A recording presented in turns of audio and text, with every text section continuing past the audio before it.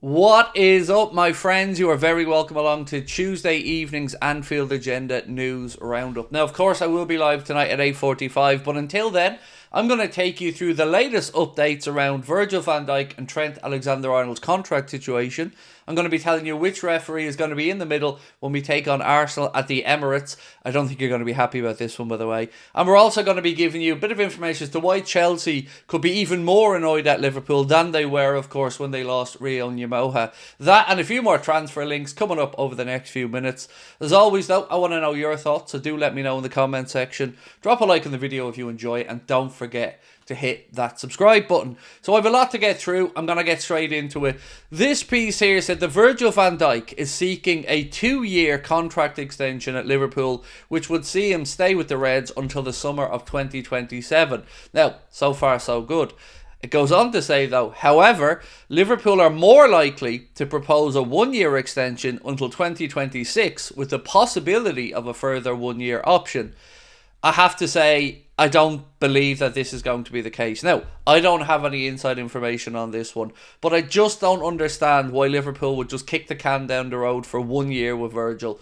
He's shown absolutely no signs that he's deteriorating in form or that he isn't the player he once was. This seems the easiest 2-year extension to give of all of the contracts, outside of course, Trent, who, time-wise, that's not a problem. But this should be a no-brainer for 2 years, and I think most people watching this would agree with me. So I hope this piece is wrong.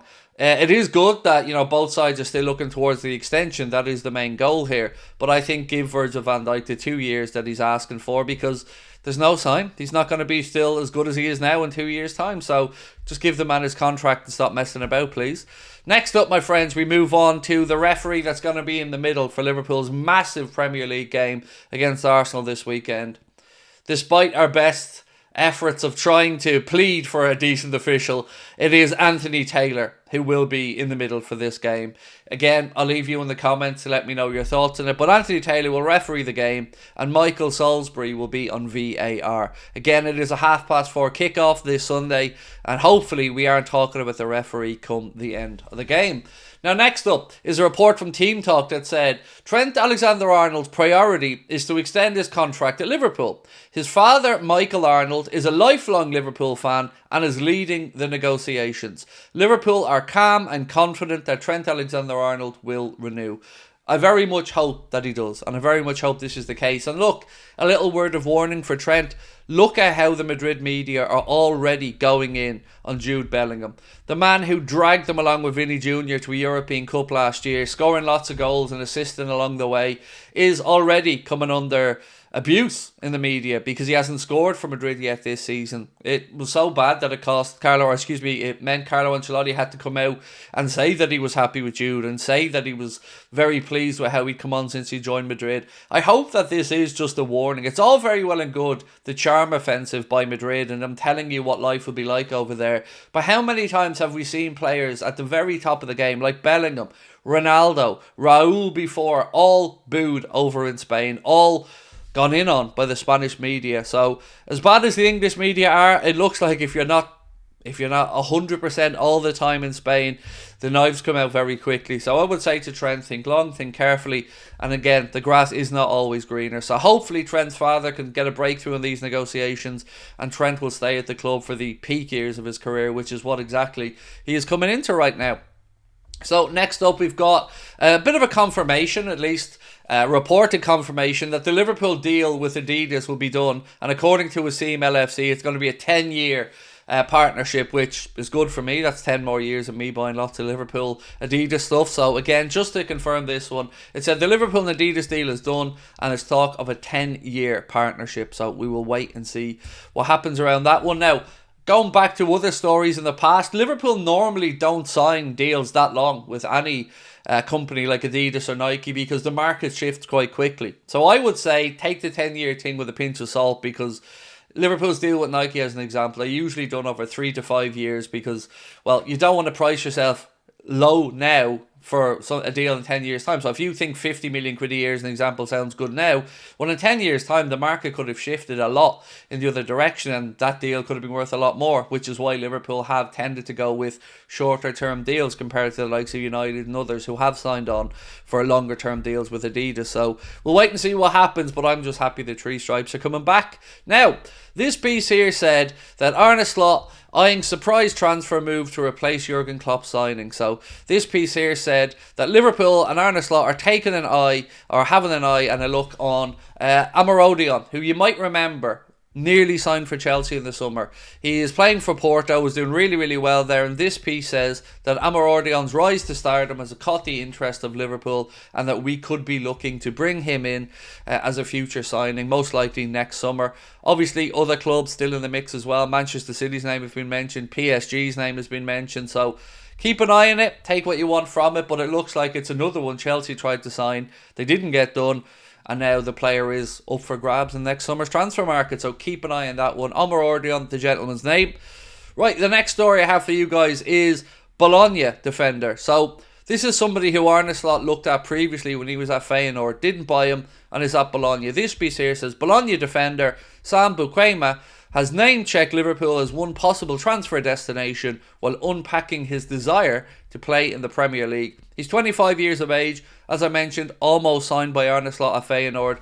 He did go on to play for Bologna, and I've no idea. I'll ask David Lynch about this as the week goes on. I know we will be keeping an eye on centre-backs. We've spoken about this many times. David reckons you're most likely looking at a third or fourth choice centre-back option to come in. So, Sam Buquema, if you want to search his name, it's Beukema. 25 years of age, and that is pretty much all I know about that guy. So, again, if you've watched him, maybe let me know in the comments section. Now, I said to you at the start of the video, Chelsea are potentially going to be annoyed at Liverpool yet again. So, we'd seen reports that they'd stop Liverpool scouts from going to Cobham and watching games because of the whole Rio Nyamoha stuff. Well, this piece here said Liverpool, one of the interested clubs in Josh Akong, said the player wants a pathway and Chelsea are worried they don't want to lose him. Another piece that I read today said that Chelsea are freezing this kid out. That he wants a pathway through to the first team, which is, again, what this youth product line is supposed to be about. We have that at Liverpool. Players can see that the opportunity will be given to them if they show enough promise. Is the same going to be said at Chelsea when they keep going out and bringing in so many young talents? Well, let's wait and see what happens here with this one. But Josh Akong, a name to keep an eye on that could very well move away. Aaron Ramsey, by the way, speaking on Monday Night Football, said that he did have discussions over a move to Liverpool when Rafael Benitez was manager. This is what he had to say. There were some discussions with Rafa, but at the time they couldn't really get to that fee. I think it was something around £1 or £2 million, and then the fee went above £5 million, and Liverpool basically walked away. Think about that for a minute. We were willing to pay £1 to £2 million, but wouldn't go up to £5 million. It's mad how times have changed, isn't it? But yeah, in some ways they haven't, because Liverpool, even though with different owners, are still penny pinching. That's my take on that anyway. You know me on FSG, I think they're cheap. Anyway, we move on. Last piece of news for you guys is the confirmed travelling squad over to take on Leipzig. These are the Liverpool players that will be making the trip. So we've got Gomez, Endo, Van Dijk, Kanade, Diaz, Szoboszlai, Nunez, McAllister, Salah, Jones, Gakpo, Costas, Robbo, Gravenberch, Yaros, Kelleher, Trent, Kwanzaa, Morton, Davies, Neoni. So obviously no Conor Bradley in there, no Federico Chiesa in there, and we still await confirmation of exactly what is going on, particularly around Chiesa. I know a lot of Liverpool fans are pretty worked up about this on social media.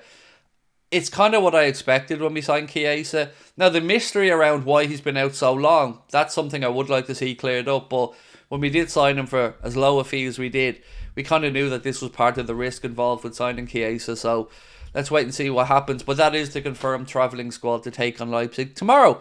So, my friends, that is pretty much all from me for this evening, but I will be back tonight at 8:45. Hope you can join us for it, because I've been holding back one potential massive story that you won't want to miss. So join us tonight at 8:45. Talk to you then. Bye-bye.